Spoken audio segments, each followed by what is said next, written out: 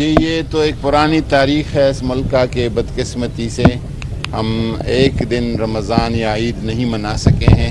گزشتہ سال کے یہ کوشش اللہ تعالیٰ نے کامیاب بنائی تھی اور اس دفعہ بھی ہم کوشاں ہیں کہ تمام پرائیویٹ جو کمیٹیز ہے، علماء ہے اور اس حوالے سے جو زعماء ہے ان کے ساتھ ایک رابطہ ہے.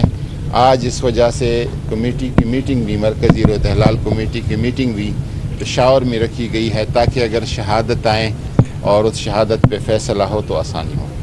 جی وہ ہمارا بل جو ہے رویت ہلال کا وہ قومی اسمبلی میں اور سینٹ میں وہ پریزنٹ ہو چکا ہے. اب وہ کمیٹیز میں ہے اور اس میں یہ ہے کہ ملک بھر میں ایک ہی کمیٹی ہوگی، چونکہ کمیٹی 1974 میں قرارداد کے ذریعے سے بن گئی تھی اور اس کے بعد جو ہے پھر کوئی باقاعدہ قانون سازی نہیں تھی.